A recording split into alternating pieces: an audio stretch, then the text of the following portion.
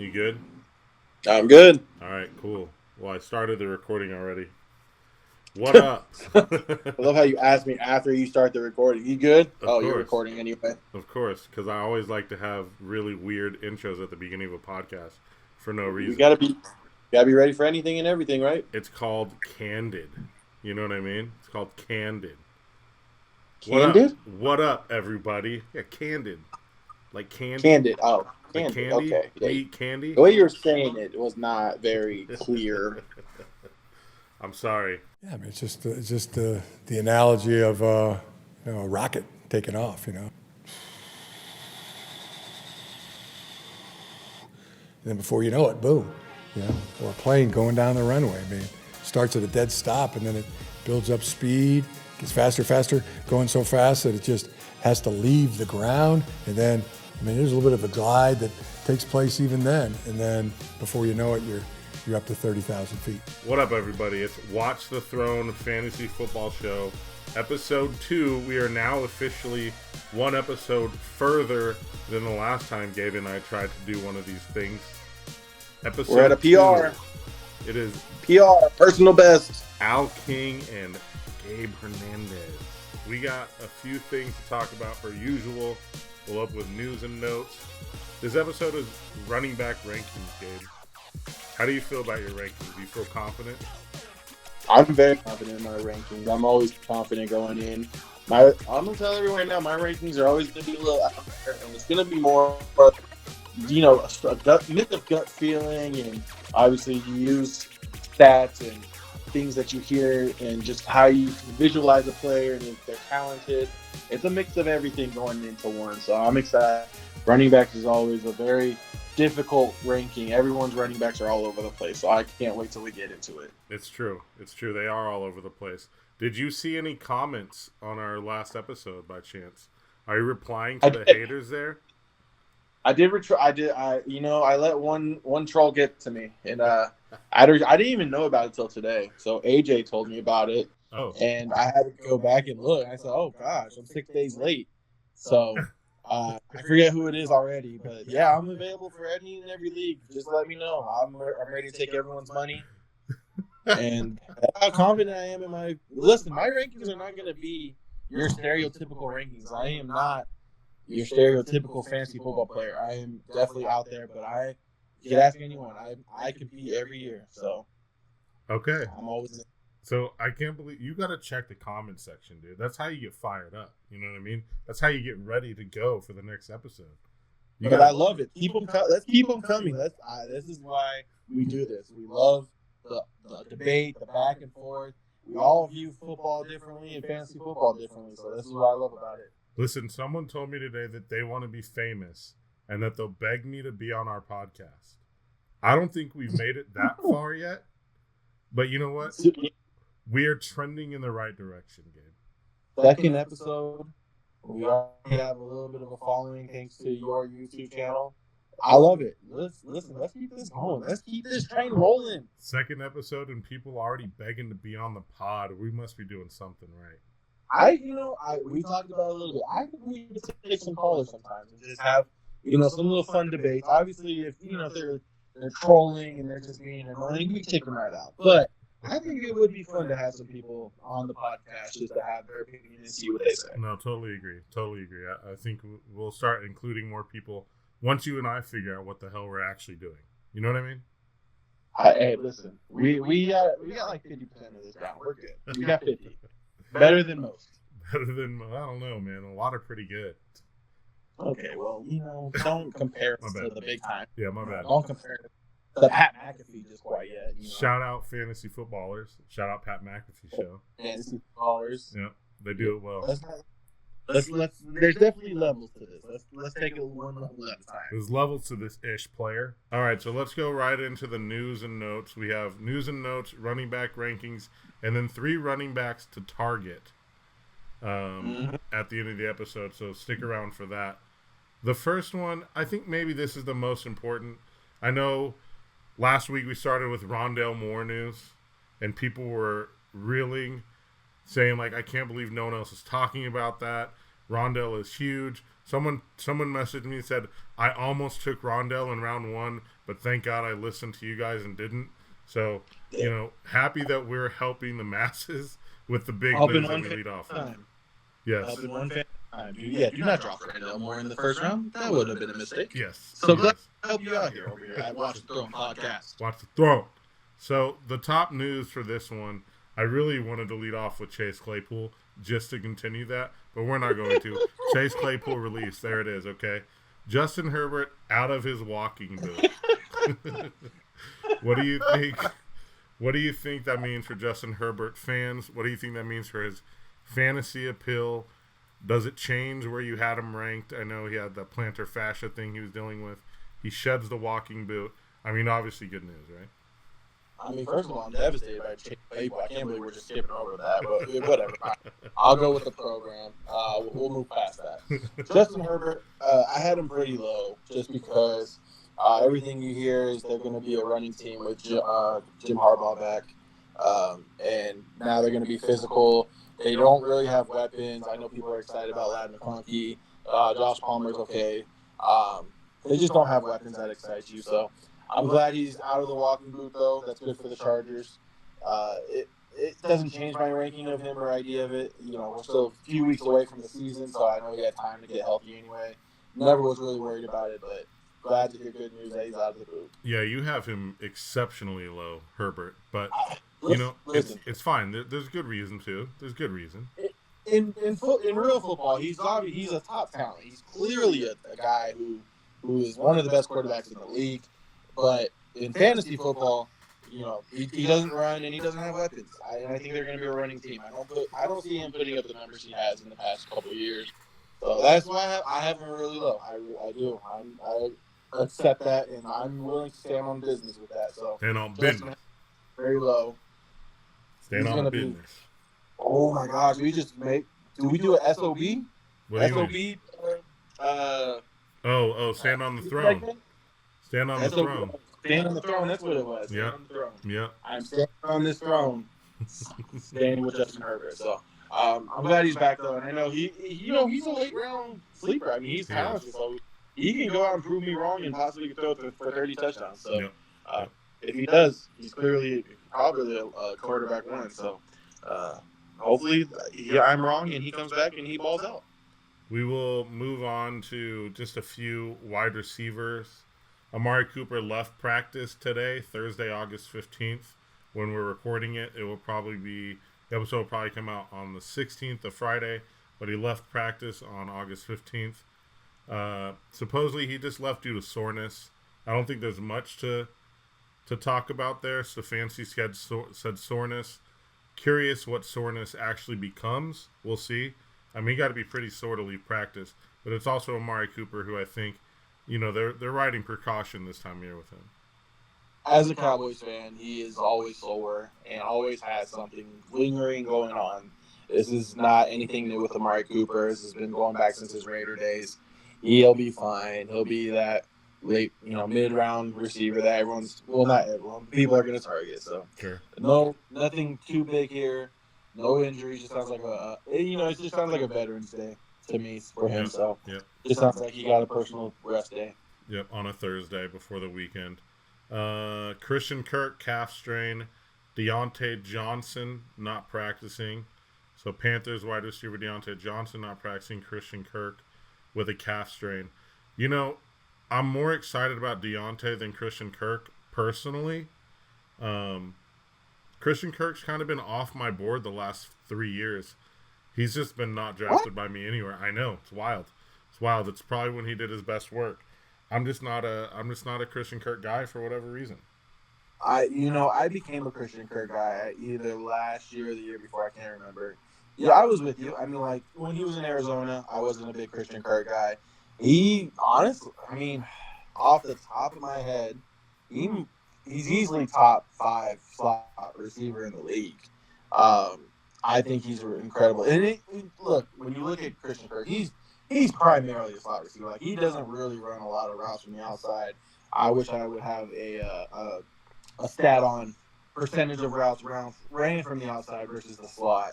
But if you pulled it up, I'm willing to bet it's anywhere out of the slot is probably above 90%. Yeah, so agreed. he is one that is literally just defined as a slot receiver. So Yeah. I know people say CeeDee Lamb's a slot receiver, but CeeDee Lamb works all over the field. So I think Christian Kirk is definitely he's a utility. He's one of those receivers, and I like slot receivers, especially in fantasy. You want to kind of that middle of the field where he would have options to go inside, outside, post, deep, corners. Christian Kirk does all that, and he does it very well. So, and Trevor Lawrence trusts him. So, I'm definitely a Christian Kirk guy. So Kirk, he's ADP at 70. Deontay Johnson, ADP at 85. Curious, a calf strain usually does scare fantasy football owners.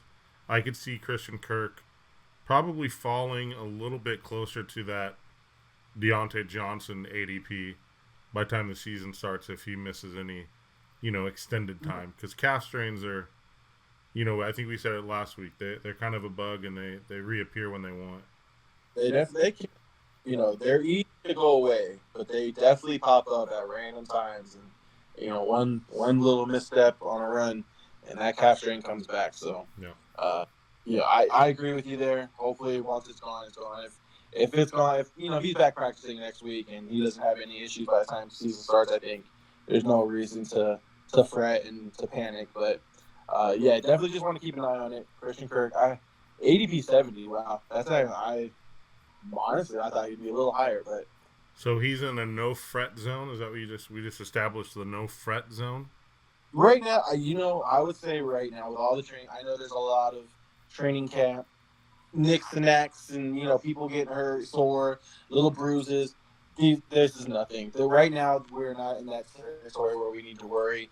There have been a couple guys that it looks like they're going to miss like the beginning of the season. Those guys, we can cover that. And those guys you want to possibly move down your draft board. Anyone who's just missing a day or two here and gets back on the field next week, it's nothing to worry about. Staying with the Panthers, I know we talked about Deontay Johnson. Chubba Hubbard, Coach Dave Canales said Thursday there were big concerns when Hubbard went down at practice, but initial testing looks good. So they were obviously fearful when he went down because, oh man, there goes our starting dog. And he had his test come back, nothing really negative. So I think that's great news for Chubba Hubbard. I know they have, what's his name, Jonathan Brooks, I believe, the rookie there too, that's supposed to be pushing. But I'm a Chubba Hubbard guy more so than I am a rookie running back in that offense. Hubbard's been there, so I think this is fairly important news if you're thinking of taking some late round running backs if you go wide receiver heavy in the beginning. So I agree. I think Chubba is definitely someone you would look at, and if you have him, obviously you would draft him at this point where you're hopefully not starting him right away. He is going to start for Carolina. It does sound like Jonathan Brooks is going to possibly start on the PUP list and miss the first month of practice, first month of the season. Mm-hmm. And so Chubba is a guy that, just in case you have someone else get hurt, he's a good bench filler. And if he has a great matchup, you might start him over someone if you're weak at running back. Obviously, you're not going to start him over your studs and your stars, but sure. He's a guy that you could possibly plug and play in the beginning of the season. And I was listening to a podcast earlier, and they were saying they were doing a mock draft. I won't plug the podcast; they don't need it, but they were saying, why draft Chubba when they have stud at running backs? My argument to that would be, well, what if one of your studs get injured? I don't ever want to think, I'm great at running back. I don't really need to draft a guy just because he's starting in the beginning, and he'll probably fade away when Jonathan Brooks gets healthy. But you still might need him in the beginning. You never know. Chubba Hubbard might have a great matchup in the first 6 weeks, and you might play him, and he might be a reason you win a game. So I was disagreeing with that method of, well, we have great running backs. And one of the great running backs they had, I don't think was that great. That's another story. We'll get to that later. But I always am one, if you're a starter and you can help fill in, I get him. Go get Chubba Hubbard. If he's not hurt and he's healthy, go ahead and get him and plug him on your bench, and you might need him. Listen, depth is always good in real football. It can be a little annoying in fantasy football if you don't play the right guy or whatever, but depth is depth, right? So if you have, like you said, especially at the running back position, Those guys get nicked up all the time. They're missing games. They're missing time. So, you know, it's always good to have some backup plans, especially at the running back position. Let's slide from running back to the last news and note. Jahan Dotson. I love Jahan Dotson. Like, I can't tell you how much I liked him at Penn State. I can't tell you how much I thought he was going to be a dog in the NFL. And now he is not even locked in at wide receiver 2, according to the latest reports out of camp. And people like, pardon me, Mr. Zacchaeus, Olamide Zacchaeus, and De'Ami Brown are competing to maybe overtake Jahan Dotson on the depth chart. We should have a thing at our fantasy draft that if you can't pronounce the name, you shouldn't be able to draft him. So that would be a fun one because I couldn't tell you his name. I couldn't pronounce. Thank you for pronouncing it. I tried. I don't think it's right, but I tried. Well, listen, it's probably better than most of us can do, so I appreciate it. I was a Jahan Dotson fan last year. I ended up with him in quite a few of my drafts. I was kind of looking into him this year. At first I was really hyped about Terry McLaurin at first because obviously Terry McLaurin's the better receiver and he's the better. Yep. He's the clear one in Washington. Yep. And I was actually excited about Jahan Dotson.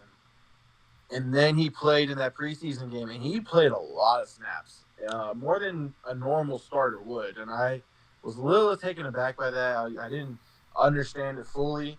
And now we start hearing the news that, there's a battle at number 2. And you got to think, too, this is a new regime. Dan Quinn did not draft Jahan Dotson, even though he's only a second-year guy. That's not Dan Quinn's guy that drafted him. So it was, correct me if I'm wrong, though, on the first drive, Jaden Daniels, when he hit that deep pass, it was to Jahan Dotson, right? That I don't have an answer for, actually. I believe it was. So I do believe it was Jahan Dotson. So I don't want to jump overboard and panic too much. There's still a couple weeks of training camp and preseason left. Sure. So maybe let's see what happens. Maybe he works in there. But I would say if you draft Jahan Dotson late, he's definitely on a short leash, and he's the guy that if you had to cut him after week 2 or 3, you took a chance. It is what it is. It is what it is. I mean, like I said, big fan of him, but really, really tough to hear what's coming out of camp for. Really surprising, too, to be honest. It is. He didn't have a bad year last year. I mean, it wasn't great, but it wasn't a bad year. It's not like he was like, oh, everyone's kind of over him already, like Quentin Johnston in L.A. Right, yeah. There's hope for Jahan Dotson. So I'm not willing to jump off the boat just yet, but definitely keep an eye on it. And he's a guy I would still, if he's my last receiver I take, maybe in like the 14th round or 13th round, I'll live with that. Sure.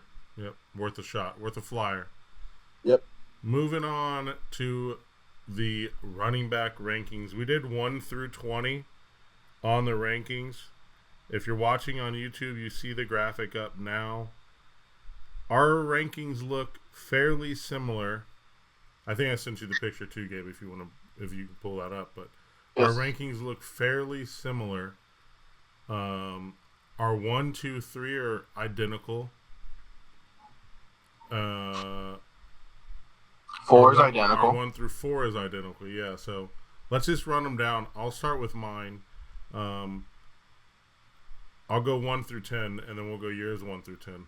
We have CMC at 1, Breece Hall at 2, Bijan at 3, Jonathan Taylor at 4, Jahmyr Gibbs at 5 for me, Kyren Williams 6, Derrick Henry 7, Saquon Barkley 8, Isaiah Pacheco 9, and Kenneth Walker 10.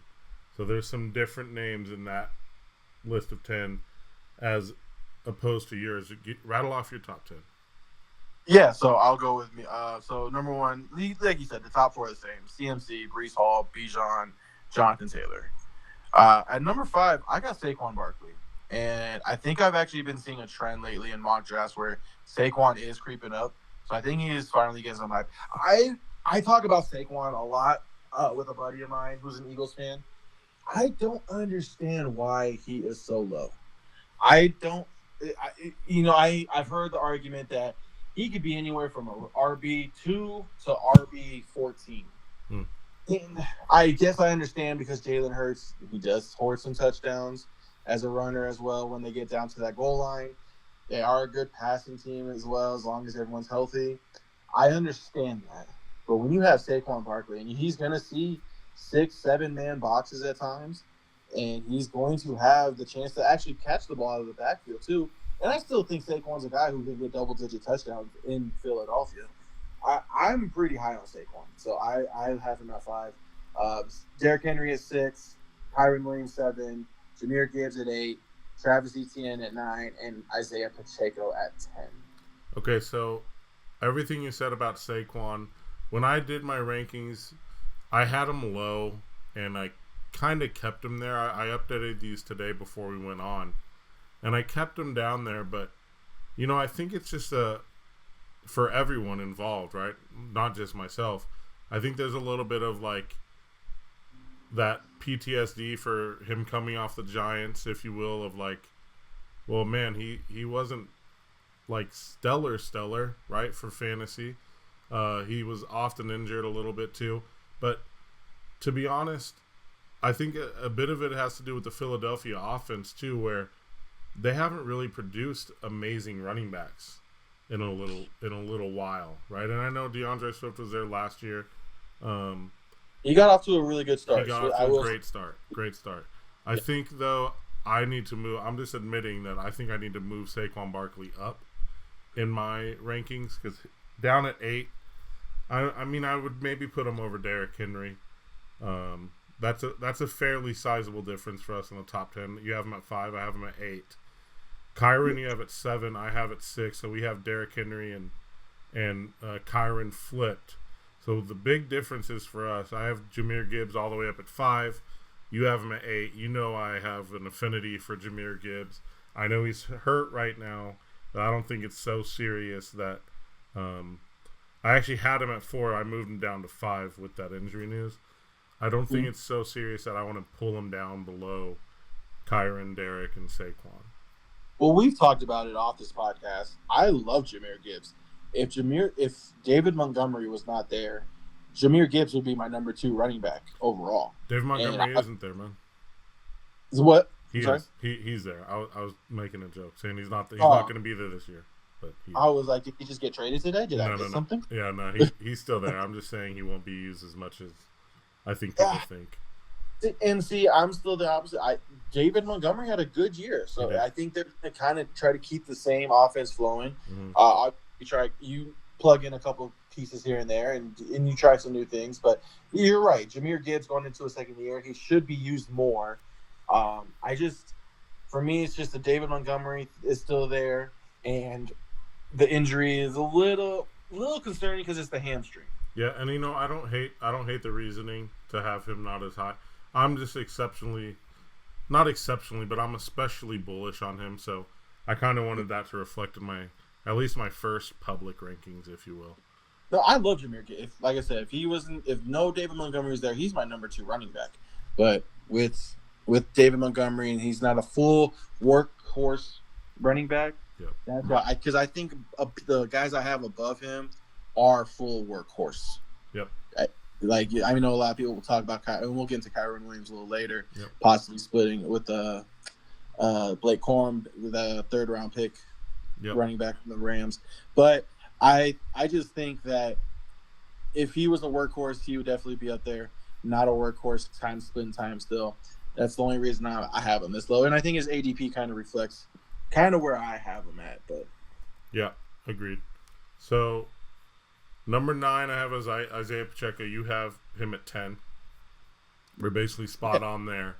Here's our other big difference here. I have Kenneth Walker at number 10. You have him off of your top 20. I wish we had done this for this podcast the last couple of years, because people would know I truly love Kenneth Walker. And I actually really like Kenneth Walker this year. I really do. Zach Charbonnet has got to worry you a little bit, and I know he's hurt. Right, if I'm not mistaken, we didn't talk about him, but he is hurt a little bit currently right now, right? Yeah. I think he has some tightness and sat out some practice, but those knick-knack, paddywhack injuries, mm-hmm, we got it. Mm-hmm. Yep. So he's out right now. Everything two that I've been hearing is Kenneth Walker is their guy. Kenneth Walker is still going to be the number one. He's going to get the most carries in Seattle. My biggest concern, and this is just a personal opinion. This is not anything. There's no stats to support this. There's nothing that's to support this. Just my gut feeling and what I like to think is my knowledge of football. I think Seattle's going for a down year this year. I think we take a step back. Pete Carroll's gone as coach. They bring in Mike McDonald. Wow, that's a tongue twister. You good? Mike McDonald. Okay. Yeah. As their head coach. I think they take a step back. And with Geno, I think you got your surprise year in Geno, and I think you're going to see that in Tampa Bay too with Baker. You had your good year with Geno. Last year he took a step back. I think he takes another step back this year because I don't think Geno is that guy. Wow. And I think the whole offense takes a hit for it as well. So that I actually same thing. We'll do it another episode, but with the receiver like DK Metcalf, I have DK down lower than probably most do, and that's just because I'm down on Seattle's offense this year. It's not any stock I really want to buy in. Now in our league, in the CBS league, I do have the 12th pick in a 12-man league. And I'm looking at him in that third, fourth round turn, but I have seen in mocks he's also going more like sixth, maybe fifth round. So if he makes it to that fifth or sixth round, that would be perfect. I have been looking at him in that 3-4 turn. If I go receiver, I haven't decided yet, but he is a guy I'm interested in, and I do like him. It's just I'm just down on the Seattle offense this year. See, and I think the reason I like him is because what you said about Geno Smith. And the other offensive pieces. I think Geno isn't the guy. I think you're right. I'm not sure he can take another step back from what he did last year. I think he might be similar in performance. If he takes another step back, I think they're bringing in another guy, in season. But I think Kenneth Walker is going to be that stable, that I don't want to use the words Marshawn and Lynch next to each other in comparison, but I think he's going to be really, really heavily involved. Charbonnet does worry me a little bit, but I think he's more of a scat back to that team. So I think Kenneth Walker is going to get heavy volume usage, so much so that I put him in my top 10. And that's fair. You could be right. And for me, I try to avoid running backs on bad teams. Yep, it's smart. If I can. Yep. Obviously there's guys that get numbers on bad teams. They still get catches, yards, a touchdown from time to time. I try to avoid running backs on bad teams, I just think Seattle's going to be a bad team, to be honest with you. I don't see them getting any better than they have.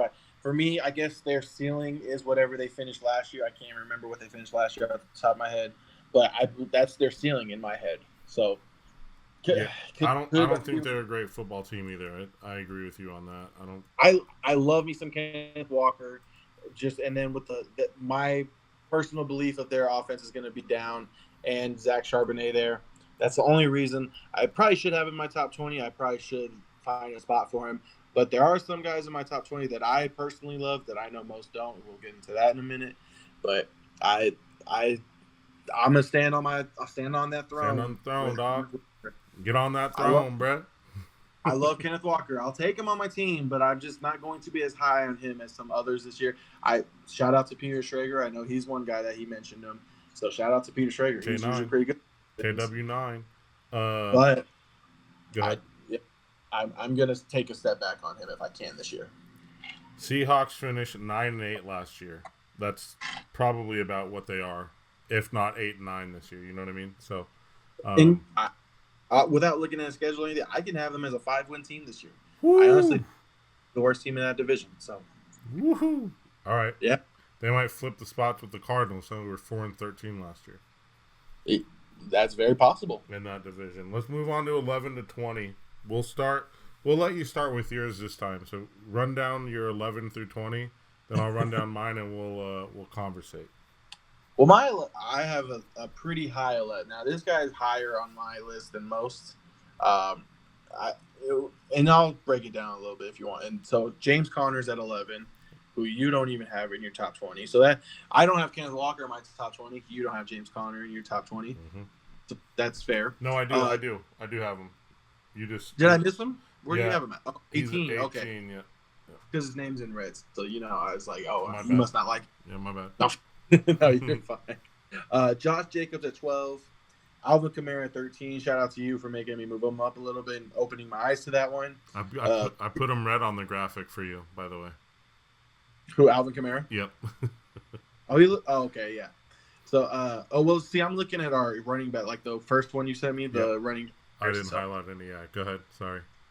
No, you're fine. So, Alvin Kamara at 13, James Cook at 14, Joe Mixon at 15, Rashad White at 16, Aaron Jones 17, Najee Harris, who I am going to talk about later, at 18, Raheem Mostert at 19, and Devon Achane at 20. I hate putting the same team running backs back-to-back in my rankings, but I couldn't separate those two, and I would love to get into that too a little later, but I'll let you go ahead with your 11 through 20 first. Yeah, so I got there's a name you don't have. Oh, no, you have him at 15. Joe Mixon at 11, Travis Etienne at 12, James Cook 13, Devin Akane, A-Chain, at 14. I think it's A-Chain. 15, Alvin Kamara, 16, Josh Jacobs, 17, Richard White, Rashard White, James Conner at 18, Zamir White, Zeus at 19, and Raheem Mostert at 20. So, aren't you the one with the degree here? Don't you know how to pronounce these names? I purposely butcher names when I go live in public spaces, and I don't know why. That's what I do. It's like a nervous tick for me. Oh God. It is. Yeah, I don't know what to tell you, Gabe. I don't know what to tell you. Wow, you can't even call me E-Bag no more? That's crazy. E-Bag. So let's talk about some differences really quick in our 11 to 20. I know you said you want to talk James Conner. Let's talk James Conner. I got him all the way down at 18. You got him at 11. Tell me your why. Give me your why. Why do you do this? Why do you wake up every day and think about fantasy football, Gabe?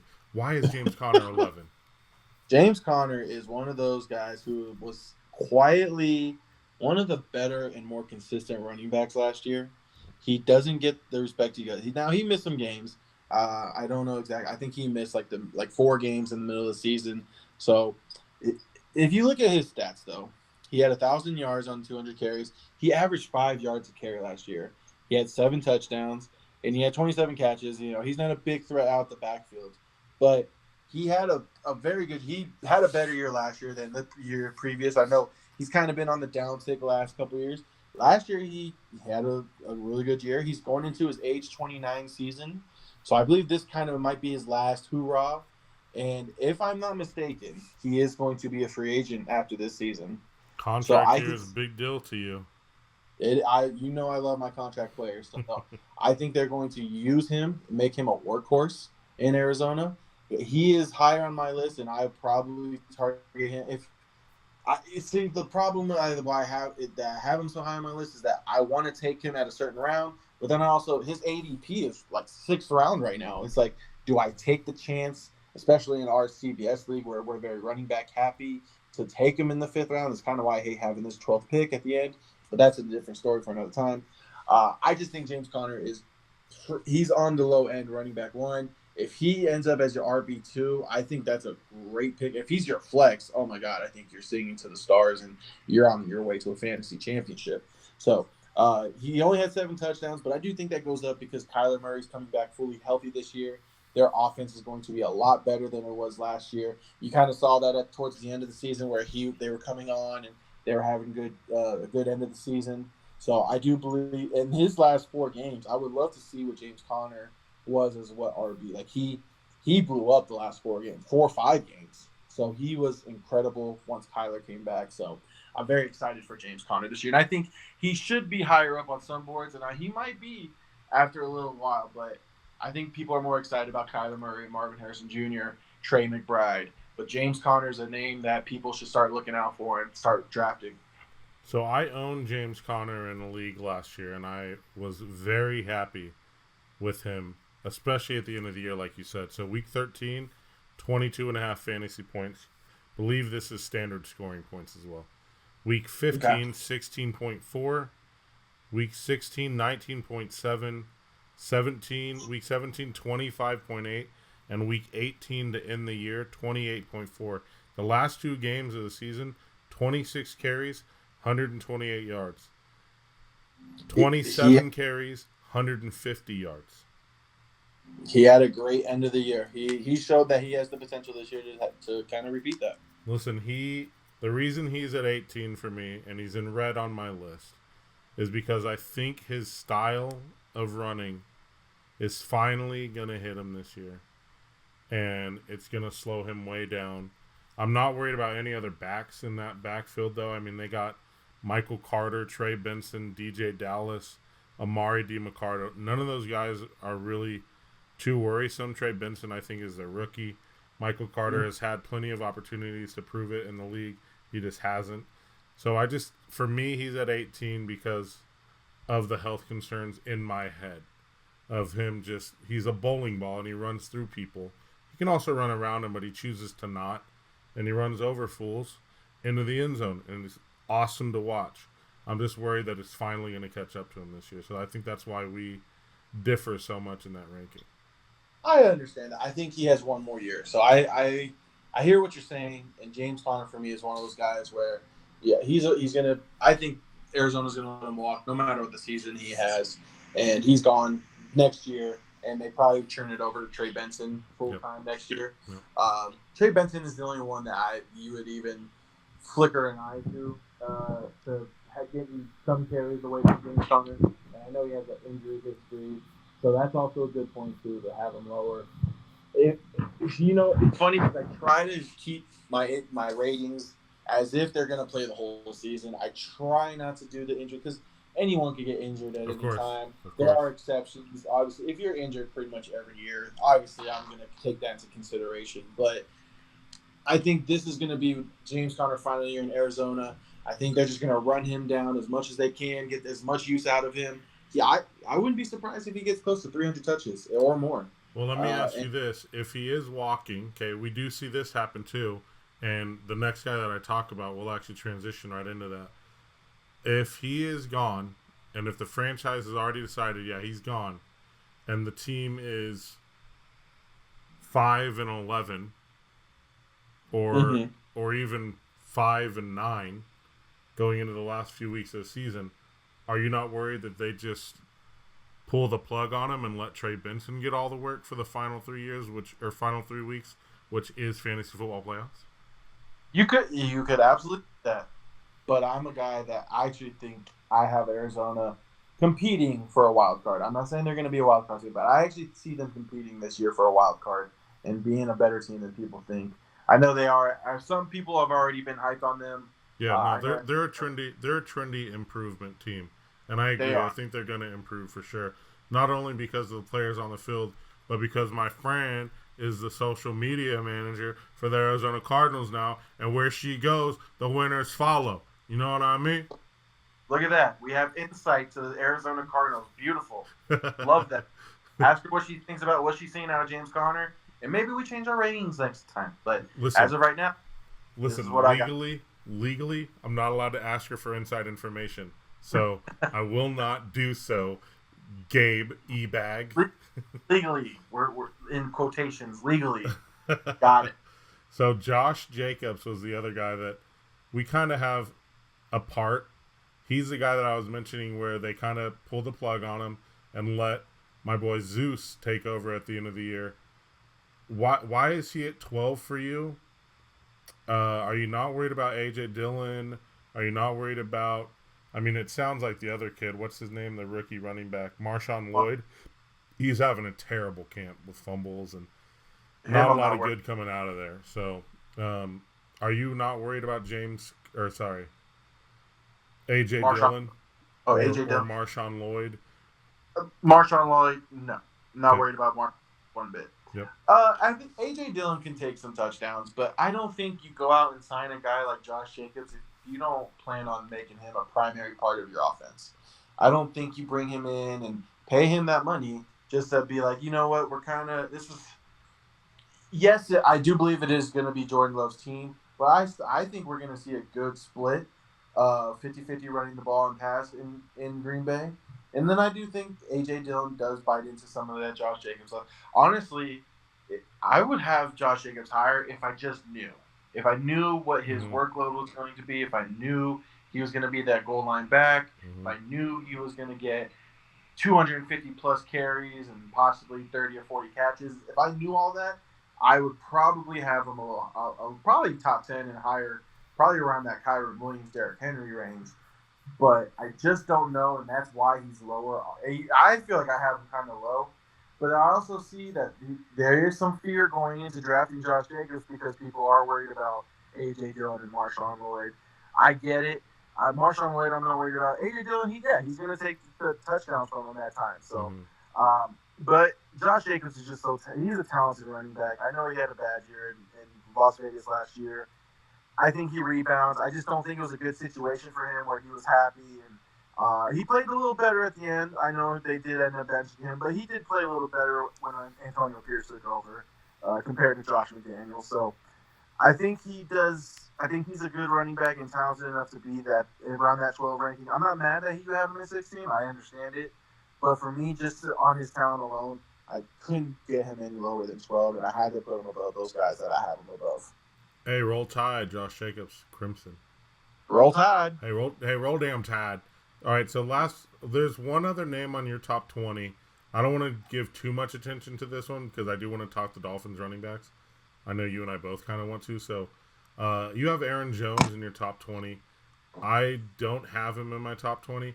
I am really, really down. You mentioned the Seattle offense. I am quite down on the Minnesota offense. And they were unable to run the ball last year very well. I know Alexander Mattison wasn't what he was supposed to be, but I don't see it for Aaron Jones this year. This is the one where, you're I can see you being 100% right. I can see Aaron Jones being a complete bust and not working out. I can see Aaron Jones being a fantasy championship winner. Yeah, I can see him being yeah. I mean, especially at his ADP. If I'm not mistaken, his ADP is like 6th round right now, if I'm not mistaken. Yeah, 56, yep. Yeah, so, depending on 10 or 12-man league, 5th, 6th round-ish. Yep. I have him that high just based off his talent. So like I said earlier when we opened the show, I do it based off stats and just talent and situation and what team you're on. And I agree with you. It's a terrible situation. I'm actually not that down on this offense as much as others are. Sam Darnold, baby. You're a big Sam Darnold guy. That's why. I'm really not. I'm not. Well, I think he's better than he gets credit for. I do think he does. I don't think he's a franchise quarterback. He's definitely a backup. Yeah.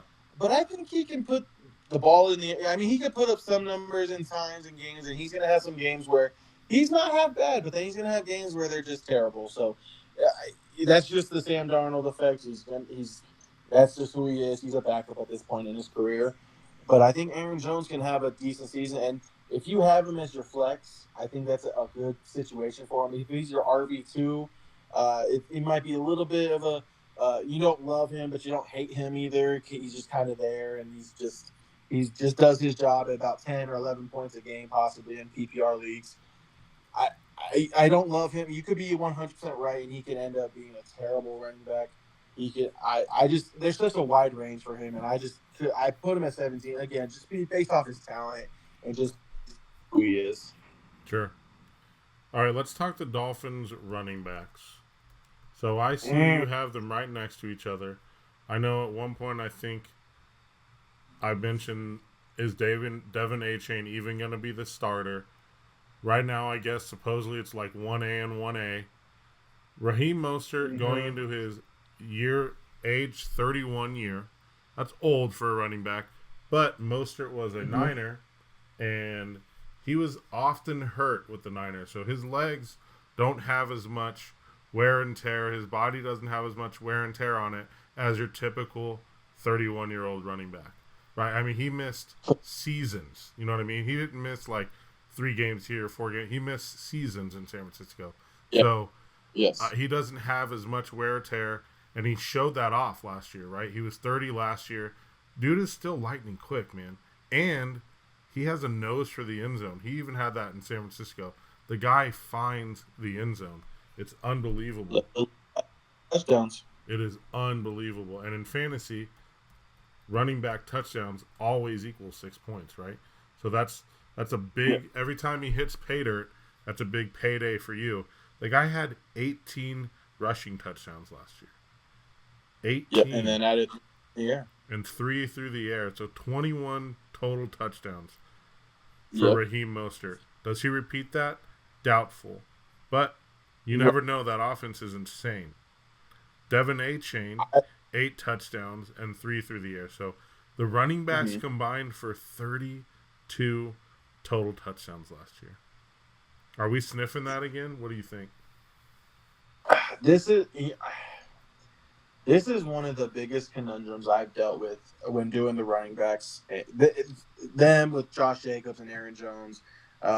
Those are just a couple of the situations where it's like, I don't know where to. Like, I can have them up here, I can have them down there. Where does it feel comfortable? I will say this: when I see Devin A-Chain being drafted in the second round, I think people are crazy. Wild. That is wild. That's too high. I don't see the love for him that much. That's crazy. I think it's Miami offense. People love that Miami offense, and he's fast and he showed potential. Now, if it was just Devin A-Chain, I'd be like, you know what? Oh yeah, he can be top 5. If it was just no Raheem Mostert, and then I'll talk about a guy who they drafted this year who I really love. It's a crowded backfield. Do I see them getting touchdowns again this year? Absolutely. Now, that many touchdowns? No, I don't think so. I think that number is going to come down. It's not. I'm not gonna say it's drastically going to come down. I can see Raheem Mostert in the 12 to 14 neighborhood. I can see A-Chain in the 8 to 10 neighborhood total touchdowns. They're gonna split time. Raheem Mostert obviously with the injury history. A missed time last year. They drafted a guy this year too out of Tennessee, Jalen Wright. I love this kid, and as a Cowboys fan, I was really, really hoping. He was one of the 2 that went later that I really, really wanted, because I think he's going to be a very talented running back. If he ever gets the chance, if Mostert and A-Chain end up injured, I'm going to jump all over Jalen Wright. Unfortunately he's not draftable, and I mean, unless you want to just stash him for the whole season almost. I think he also gets some play too, and I've actually heard some rumors in murmurs that Jalen Wright is going to pave a way into this offense to get some carries and get some touches. So for me, it's just a crowded backfield. Yes, they're all talented. Yes, they all could be top 10 guys, top 5 guys. I just don't see how that happens when you have so many mouths to feed. You're still a passing team with Tyreek Hill and Jalen Waddle. It's just, I think there's just too many mouths to feed. And I think while they're all viable and they're all very draftable and obviously they're starters, I don't see them being superstars or as high as they're being drafted at least at Chain. Raheem Mostert, he's being drafted around where he should be. Devin A-Chain in that second round, third round level, that's just insane to me. So Mostert at 77 overall ADP, I love that. I absolutely love that. Posted. What do you say? I thought he was still in that 6th round though. Like I thought, wow. So we're talking 7th, 8th round. Yeah, I love that. If anything, he's gonna be. You would assume he's the goal line guy if they do it similar to last year, and the Dolphins are gonna move the ball, right? So I love Mostert, taking him where you can grab him this year. Just real quick on Jalen Wright. 10 rushes, 55 yards, and a touchdown in his preseason debut. He's going to get some touches and snaps in this offense. He is also a speedster. I believe he ran like a 4.3 40 at the combine. Don't quote me on that, but I do know he was pretty fast. And he was fast at Tennessee. He had breakaway speed at Tennessee in college. So you're saying take him before A-Chain and Mostert? If A-Chain and Mostert were not there, absolutely. All right, so we highlighted some names on the list, and we said we're going to give you 3 players to target, running backs to target in your drafts. The way we wanted to break it down was early rounds 1 through 3, mid rounds 4 through 8, and then late rounds 9 through 15, we picked one guy from each. We're going to start with Gabe's guys. We're going my guy. We're going your guys first because I have them in that order of the graphics on my screen. Therefore, we're going in that order. We're going to lead off with, he's highlighted green on Gabe's rankings, Bijan Robinson. Look, this is a guy, when I found out draft orders in all my drafts, I was really praying for that middle pick to try, like 5-6 range, to get Bijan Robinson. Bijan Robinson is the only one, in my eyes, granted injuries and all that, if everyone stays healthy as we all hope they do, Bijan Robinson could be the number one fantasy football running back. He is that talented. He was in Arthur Smith jail last year. He's finally freed. They're going to use him. Now, I know Tyler Algier is a decent running back and is a good running back. He's still going to get some work in this offense. Tyler Algier is not just going to completely go away. But Bijan Robinson is going to have it's going to be hard to take him off the field because he's going to be that good. Atlanta is in win-now mode. Now, this has nothing to do with fantasy football, but you see in the last couple of days, they trade for Matthew Judon. They went and signed Justin Simmons, the safety, that all-pro safety from Denver. They had some impressive signings over this offseason. They obviously brought in Kirk Cousins. They are going all in to try to win now. This is not a rebuild anymore. Bijan Robinson is going to be a big piece behind that if this team is going to have any success. I believe, and I'd really try to pick a running back in that third round because I like, obviously we all love value. But at the end of the day, Bijan Robinson, he was a top 10 pick in the real NFL. He's going to be amazing this year. There's no way I see him outside the top 3 as long as he stays healthy. He's going to be a superstar, and he's probably one of the safest. For me, it probably goes CMC and then Bijan Robinson for safety. Like, if you draft Bijan Robinson, I think you are 100% good. You don't have anything to worry about. He is going to get you close to 20 points, if not more, every week. Bijan Robinson is that guy. So here's something crazy. And I've only heard 1 or 2 people even say this guy's name leading up to the season. Tyler Algier is still there. Okay? Yes. He's still there. We look at Bijan's stats from last year, 214 carries, 976 yards, 4 touchdowns. He averaged 4.6 a clip. Here's where he really stands out. 58 receptions, 487 yards, 8.4 yards per reception and 4 touchdowns. Okay, that's that was in Arthur Smith jail. Say again. That was in Arthur Smith jail. That was him being handcuffed. Yes. Now he is free. They have let him out of his cage, and he is going to go crazy. So Tyler Algier only averaged 3.7 yards per carry with 4 touchdowns, and he averaged 10.7 yards receiving. But, like you said, that Falcons offense is going to be drastically improved. I think they were facing crowded boxes last year. But even with 1,000%. Yeah, even with a similar workload, Bijan really shone over Tyler Algier. And for a while, I was saying Algier's still there. It's going to hurt Bijan. Algier's still there. It's going to hurt Bijan. But I don't think it will. So I've heard a couple people mention him. I don't think Algier is much of a threat to Bijan's workload, and clearly you don't either. There's murmurs too that Bijan looks amazing, and he's been on a mission this year. Obviously, I wouldn't have been happy with my workload either if I was Bijan Robinson last year. Mm-hmm. He's going to get. I predict he's going to get 350 plus touches.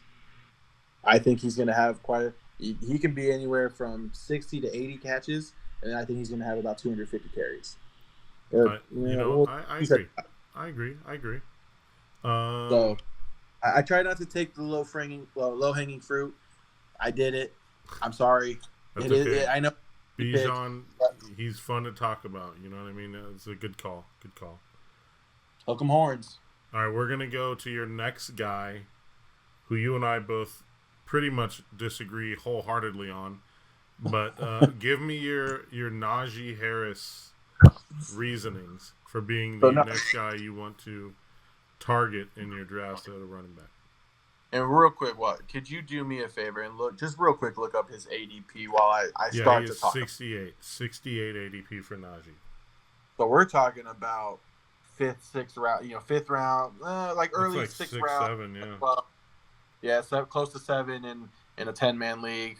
Um, it's funny, for everything I just said about Arthur Smith, I'm gonna give him some credit because as an offensive coordinator, Arthur Smith has a history of being a good offensive coordinator. That's obviously why he got the job in Atlanta.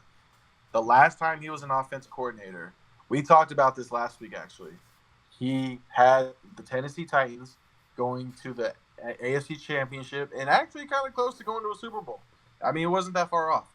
He had the Pittsburgh offense kind of reminds me a lot of that Tennessee offense. Mm-hmm. Russell Wilson to Tannehill, I would say both average quarterbacks at this point. Obviously, different play styles. I mean, Russell Wilson scrambles and runs, so did Tannehill. A little different play styles. Russell Wilson likes to take a deep shot. George Pickens can be the A.J. Brown of that offense. Now, I'm not saying Najee Harris is going to be Derrick Henry. I'm not saying that at all. He will definitely be the Walmart knockoff version of Derrick Henry in this offense. But contract year again. We saw Najee Harris starting to come along at the end of the last season too. Last year he's probably had his best year as a pro. I just think he's going to get the workload again.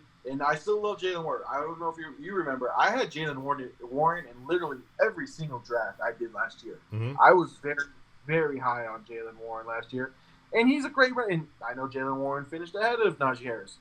But Najee Harris's last 2 games, and even from week 7 on, he was a really good running back. But those last 2 games, Najee Harris showed something. And I think with Arthur Smith, we're going to see a lot of run down the hill, run it in that middle, down your throat kind of style. And I think Najee Harris is going to lead that attack. And I think he's going to also get more catches this year. So I do think there is going to be more catches for him. Little dump downs from Russell Wilson. Russell Wilson's definitely a 1-read quarterback, and then, let's dump it down now in these days. That's why I have Najee Harris so high, and that's why I am targeting him in that middle round. I think Jalen Warren surplants, moves Najee down the depth chart this year. I think he is going to dominate the touches. I think he will have equal to, if not maybe a little bit more rushing attempts. And he's definitely going to have more receptions. Crazy. That's my crazy, okay? I know that sounds crazy. Last year, Jalen Warren, 149 attempts, 784 yards, 4 touchdowns, 5.3 a clip, 61 receptions, 370 yards, no touchdowns in the air. 5.3 a clip, okay? Najee Harris, 255 attempts, 1,035 yards, 4.1 per attempt, 8 touchdowns. Mm-hmm. Yes. That is crazy.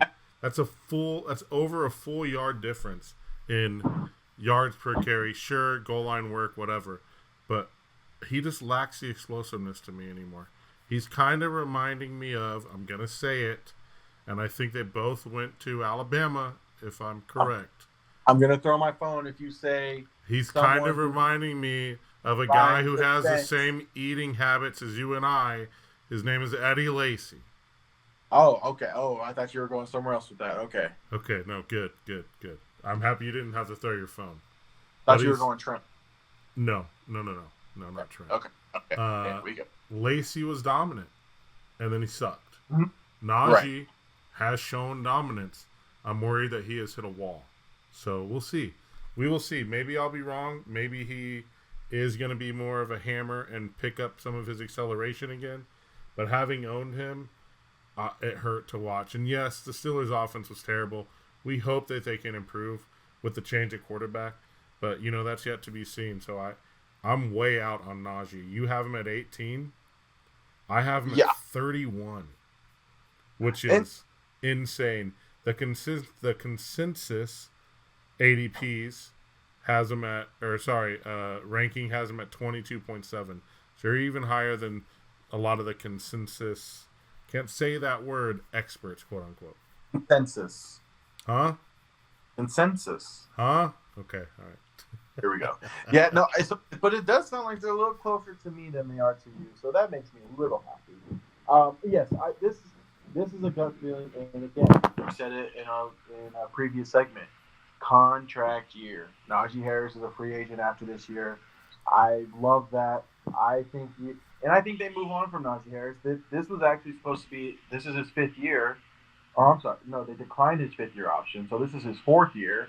And so he is gone after this year, I believe. No matter what happens. Again, same thing with James Conner. No matter what happens, I think Najee Harris is gone.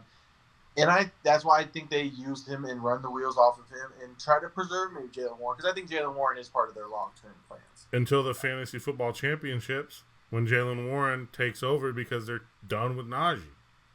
Well, you better hope so, because I'm going to bookmark this, and we're going to come back to this. And just like I told the guy that commented on my quarterback last week, let's bookmark it. We'll come back to this at the end of the season, and we'll see who was right and who was wrong. We should actually do that. We're gonna have an episode like that for sure. 100%. The yearly review of how terrible I really was. Or we were, right? You can't take all the heat.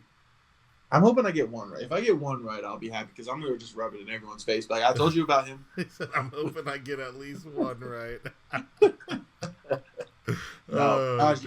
Not the guy that, I think I am kind of targeting, but again, he's just kind of like Kenneth Walker. That ADP is just so low. It's like, I feel like if I take him in that 3rd, 4th round churn, I'm reaching.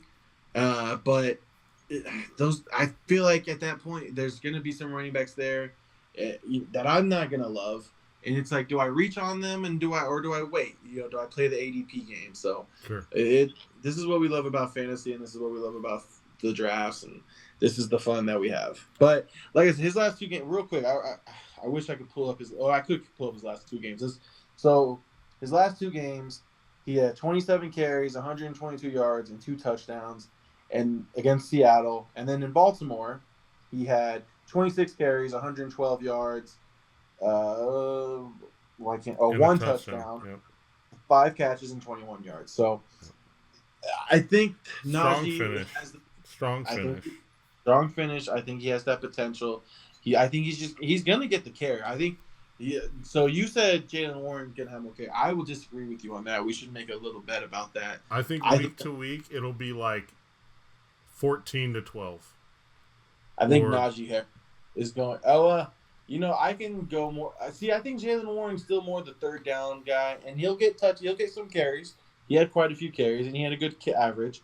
But I just think Najee Harris is still going to have more touches, and he's going to be that goal line back still. Moving on from Najee Harris. We're going to go to your last guy, Ray Davis. That is, man, I'm a big James Cook guy. Talk to me about this Ray Davis character, Ray Davis Sr. for the Buffalo Bills. So I told you earlier there was 2 guys in the NFL draft that I wanted the Cowboys to draft, because I don't know if you heard, but they really needed a running back this offseason. Oh, wow, I didn't know that. Yeah, no, it came to a complete shock to all of us. So, and they went all in, and they went and brought Zeke back. So, whew, huge. Ray Davis, when I watched him at Kentucky, he stood out to me. Actually, he had a really good career at Kentucky. Good player. His on-field speed showed a lot faster than what he actually ran in the. But I still think he ran a good combine. I think he still ran like a 4.4, 4.5, if I'm not mistaken. This is just a player to me who, honestly, Ray Davis and Jalen Wright are 2 guys. Like, I know a lot of people talked up Blake Corum. I actually like both those guys better than I like Blake Corum. Mm-hmm. So I think those guys are going to be talented. And rumor has it, James Cook has fumbling issues in camp right now. And while Jalen Wright is going to have he's got a ways to pave out in Miami. Ray Davis is going to be the clear number 2 here in Buffalo. I do know that I think they have a veteran running back. I can't think of who off the top of my head. I'm going to look it up real quick while I'm talking. But I don't think that they're going to be in any position to really get in the way of Ray Davis. And if James Cook gets injured or if he continues to have those fumbling issues, we can see a way paved out for Ray Davis to just jump right in. They have Ty Johnson and Frank Gore Jr. Frank Gore Jr., Darrington Evans. Yeah, but you're right. No one really scary.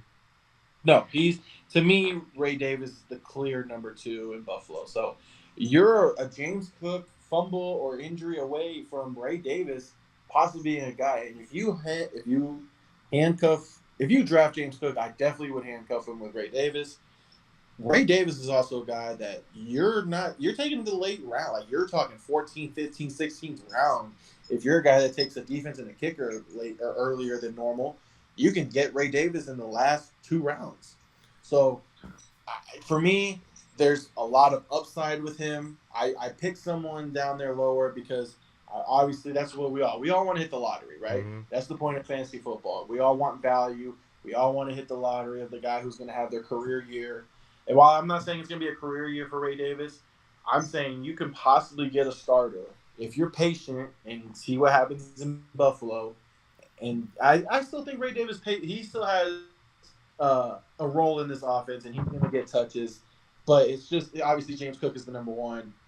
But down the road, in the end of the season, we don't know what's going to happen with a lot of Ray Davis, injuries, fumbles, whatever the case may be.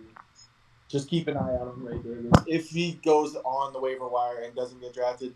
But if you're sitting there at the end and you're just like, you know what, I'm going to take a chance, or you have James Cook, handcuff him. I like it. That's a name that I really had no idea about. So it was exciting when you told me the guys you wanted to talk about. And, you did a good job of selling them just now. Yeah, I'm very happy that AJ is the only one that listens to this podcast from our leagues because I'm probably going to target Ray Davis. Now I have to target him a little earlier than I would like to. But Ray Davis, I always plan on him being so there's always guys I plan on being like my 5th or 6th running back, depending on how big the roster size is in each league. Ray Davis is definitely a guy that I want to roster in each league of mine, and he's going to be that last running back that I have rostered on the team. Hey, and AJ's the type that will literally just take a guy because he knows you like him just to trade him to you later in the year. AJ's the worst, and he's the devil. And I know he's going to listen to this because he's going to ask me for it. And I'm going to say I'll send it to him because we appreciate the video. I tried to plug it with my brother and my cousin last week, and they just kind of laughed at me because I told them that if they wanted all my secrets, it's out there. And they just laughed at me. So, that's funny. Bunch of haters. He said he's the worst and the devil in regards to AJ. Wow. Brutal. I won't be the only one to say that. So I think there's some people that would agree with that. But AJ's a good guy. AJ's a good friend. Yeah. I go to war for AJ. Go to war for the devil. We heard it here first. Gabe Hernandez will go to war for the devil. God damn it. My bad. Now I'm never going to do that. My bad, Gabe. My bad. So, let's slide over to mine really quick. We're kind of pushing. We're at an hour 8 already. I don't know how we do this. We just talk and talk. My first one, I definitely wanted to try to keep it, I guess, further down in the first round, which I know you intended to too, but how do you not want to talk about Bijan, right? I was going to do Zamir, but with that injury, I'm a little more hesitant to going out and yelling, hey, go take Zamir Gibbs right now than I was, last week before the injury. So my first guy I want to talk about is Kyren Williams. I believe Kyren Williams has cemented himself up top of that depth chart. He is currently ADP number 16. So what's that, middle of the second round, if you will, toward the front of the second round, if you're in a 12-team league. Mind-blowing to me. Yes. I think he's going to be an absolute stud. You look at his stats from last year, 228 carries, 1,144 yards, 12 touchdowns, 5 yards per carry, 32 catches, 206 yards, 6.4 yards per carry, 3 touchdowns. Guess how many games he did that in? I'm going to guess about 8 or 10, but go ahead, tell me. He did it in 12 games. So he had 15 touchdowns in 12 games. He was a monster. 1,144 yards in 12 games. Running backs aren't really hitting those numbers in 16 games, 17 games anymore. You know what I mean? So he is up top of that depth chart. Sure, Blake Corum missed me with it, to be honest. He's not going to be ready. He's not going to take much from Kyren. If he does, it's like, hey, we're inside the 5, Kyren. Let's just hand it to this dude. I think that's it. I don't think Blake is really too much of a threat to Kyren Williams. And I think Kyren Williams is going to be a top 5 running back this year. Easy. I could see him being up there in the top 3 if one of CMC, Breece Hall, or Bijan kind of doesn't play as well as we think they will. I could see Kyren being a top 3 running back to finish the year. That's me sitting on the throne. I mean, that's not too bold, but no, that's kind of bold. I mean, for a 16, so yeah, round 2, pick 4, yep. ADP. That's pretty bold in a 12-man league, of course. Sure. That's pretty bold. Look, Kyren Williams passed the eye test last year. It almost frustrated me sometimes. I'm not a Rams fan, but watching it, it just seemed like the guy got 4 yards every time he touched the ball. It's like, why don't you guys just hand it off to him every single time? Yeah, it's like the exact opposite of Najee Harris. Oh, here we go. Here we go. Yes, definitely. Kyren Williams is definitely better than Najee. We could all agree on that one. But so here's a fun. The reason I love certain podcasts is I love the ones that have different point of views, even if they're not like 100% right. But as long as they're not too far fetched. Like if you told me like Blake Corum's a first round pick, then I'm like, okay, we're not listening to you anymore. Mm-hmm. I will say that, and I don't think it's crazy. I think too crazy. Yep. But I'm gonna tell you something right now. When I talk to in our CBS league, my brother has the second pick. When we talked a couple weeks ago, the first time about it, he talked about Kyren Williams is on his map at number 2. Yeah, that's wild. Which is wild, especially when you look at the ADP. Mm-hmm. Now, I think he's going to end up like he didn't look into anything until like a week before, which annoys me. But I think he's going to realize that Breece Hall or maybe even Bijan is the pick. Well, and I think to be honest, if he likes Kyren Williams, that's the tough part of picking toward the front or back end of a draft. We have to wait so long. If he really likes Kyren Williams and he, for whatever reason, doesn't like the other guys, he would have to take Kyren Williams at 2 to lock him in. He's not making it back to him in the second round. You wouldn't expect. If he's going to stand on that throne, he's got to take Kyren Williams at 2. Yeah. So, Kyren Williams is an amazing player. When I always like to do rankings, like right after the NFL draft, and before anything, I don't look at any NFL rank. I don't like to look at anybody else's. I just kind of go off my head. And Kyren Williams was like number 2 or 3 on my list. Yep. Just going last season because obviously seeing him run, doing what he did in 12 games.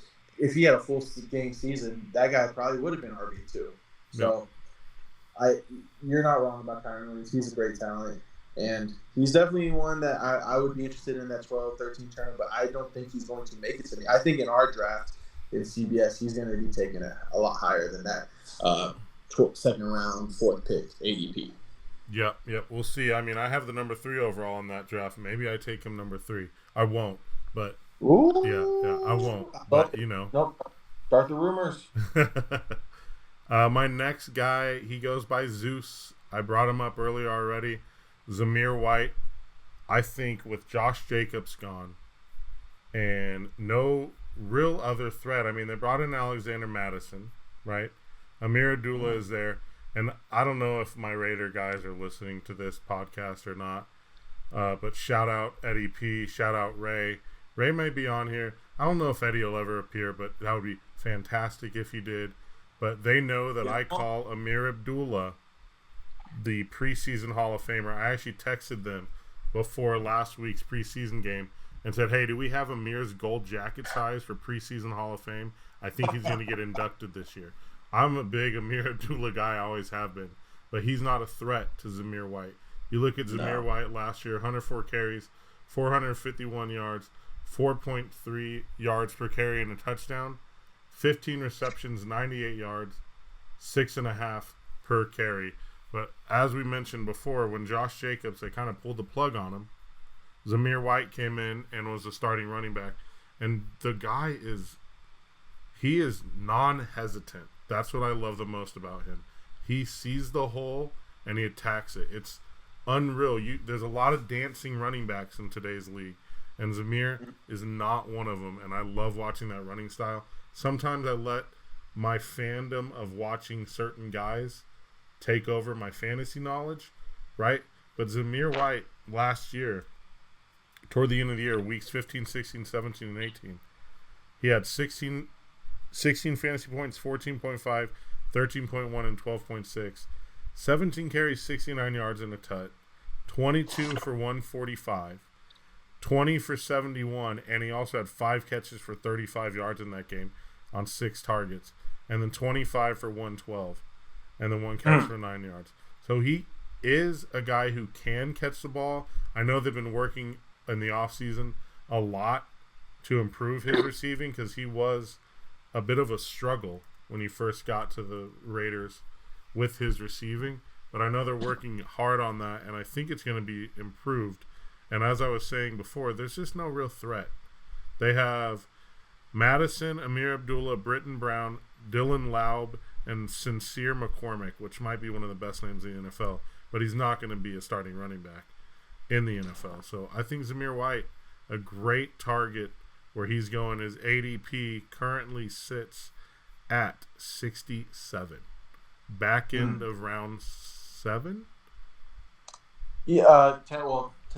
So I think we should also set the tone. Like going forward, we should talk about 12 because we're mainly 12-man leagues, right? We only do 10-man in Yahoo. Everything else you do in 12-man leagues, correct? I actually have an 8-man league. That's a dynasty league, but that's an exception, I guess. But yeah, no, you know what? I actually have a couple. Well, I turned one into a 12-man. I don't know. I think it. I'm not sure what's more common, 10 or 12 teams this at this juncture of fantasy.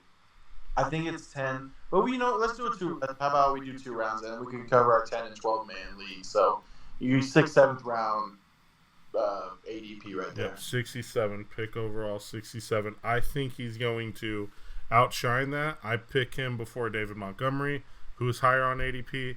I pick him before DeAndre Swift, who is higher on ADP. I pick him before Aaron Jones. I pick him before James Conner. I pick him before Ramondre Stevenson. I pick him before Najee. That's about where it stops, I think. But man, I would take him probably before Joe Mixon even, and Joe Mixon's all the way up at 47. You had me until the last few names there. It was a little far-fetched for me. But you're not correct. So I think Zamir White is a good pick, especially if you're going to roll with it. Like if you're doing a hero running back, so that means a 0 running back draft. Like you're waiting till the 5th or 6th round to draft your running backs. Zamir White is one of those guys that I would target if I was to go that strategy. I think he does have potential, and he's the guy that could be he could be in the top 10. My only concern is the Raiders' offense. Yep. Obviously, the quarterback is a huge question mark. Besides Devontae Adams, you know what? I'll say it. Devontae Adams, obviously a superstar. I like Brock Bowers. I think he's going to be a good tight end. Jacoby Myers is probably one of the most underrated number 2s in the league. But we'll get to that maybe on the receivers episode. I hear what you're saying. I like it. I'm not mad at it. I can't get behind going as high, above like James Conner. I think I'd rather have Najee. I think I'd rather have Aaron Jones. It just depends on the ADP where I pick Aaron Jones versus Zamir White. Sure.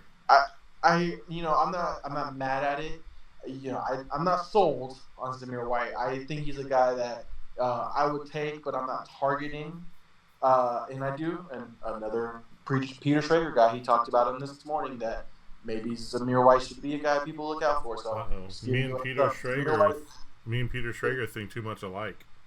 Okay, chill out, bro. You just said both my guys. You brought them up. He said he brought them up. I mean, he did.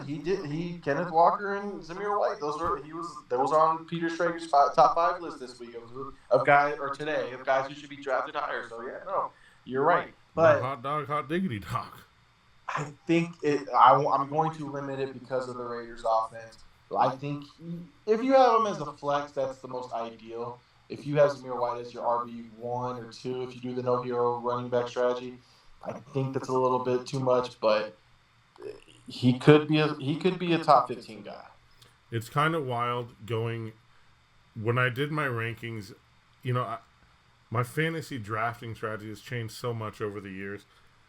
I kind of like going with the 0 running back strategy and not taking anyone until it gets down to like rounds 4, 5, and 6, and then stacking them up with like Isaiah Pacheco, Kenneth Walker, James Cook, those names, right? I don't know.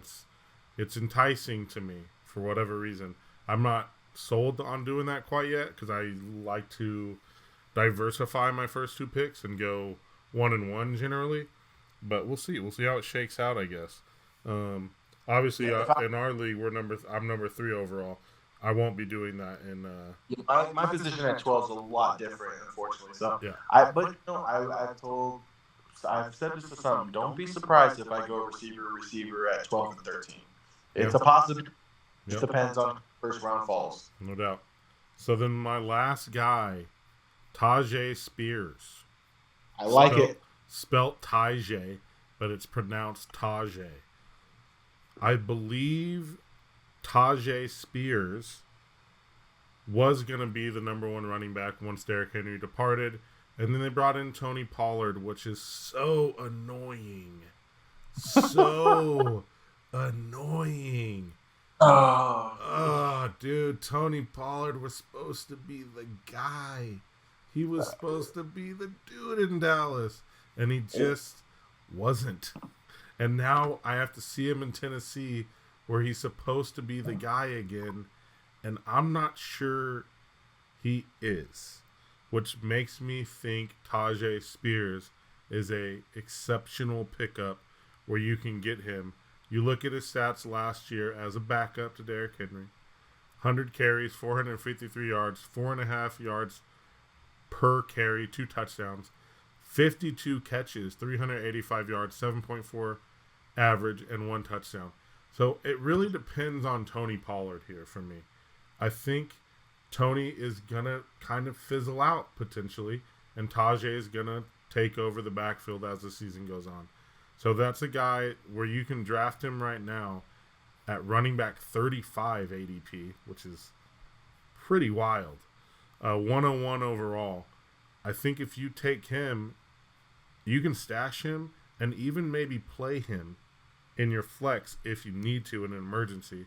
But I think he's a great draft and stash as Tony Pollard kind of fizzles out. What do you think? So I was a guy who I like Tyjae, however you pronounce it. I liked him last year coming into the league.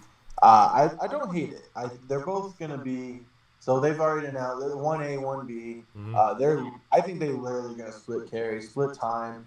One player might have more this game touches or carries and plays and snaps. The other might do it the next week. It's going to go back and forth. I really don't think there's a clear cut number 1 in Tennessee. It's really going to be split carries and split catches and everything because Tony Pollard could do it all as well, just like Tyjae. Yes, he can. Here's my one concern. I guess it's the Tennessee offense, and I know we're talking fantasy football, but actually Tennessee is actually going to be a sleeper team of mine in the AFC. So don't sleep on Tennessee if you're a betting man or just a real NFL guy. Tennessee's a team to watch out for. With that being said, though, Tony Pollard came back last year, and I'm a Cowboys fan, so I'm very well versed in everything Cowboys. He came back from a pretty gruesome leg injury. He did. Agreed. Yep, agreed.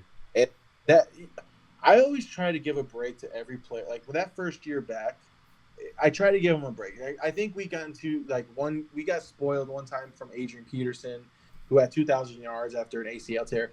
Adrian Peterson is just a freak of nature. Not a human. Not a human. He's not a human. Yeah, Adrian Peterson is not a human. He that man was from Krypton. Yeah.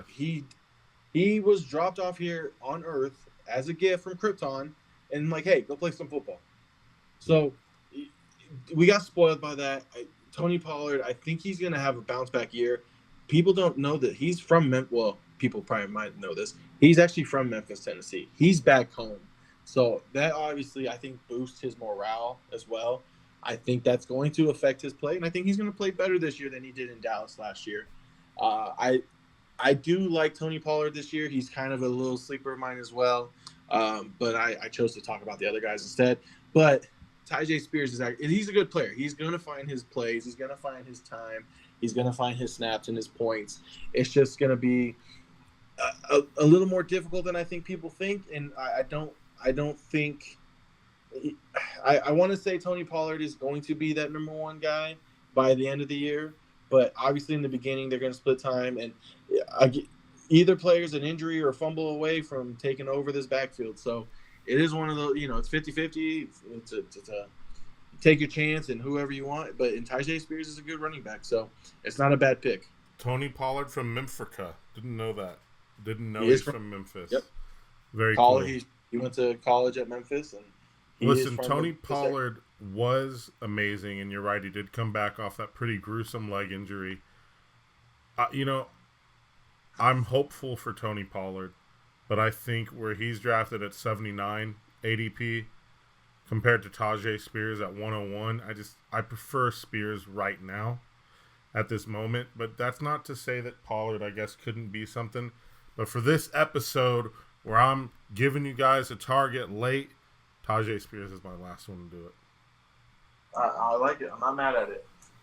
That is going to wrap us up, dude. We are almost at an hour 30, hour 27 exactly right now. Thank you for listening to Watch the Throne Fantasy Football Show. I'm Al King. He's Gabe Hernandez. That was our running back rankings. Next episode, we'll hit the wide receivers. Why not? Why not? Or Z not? Because, wide receivers are Y's and Z's and X's. Haha. Oh, sorry. boy. Sorry, oh, guys. boy. That's Sorry, a great way to end it. Great way to end it.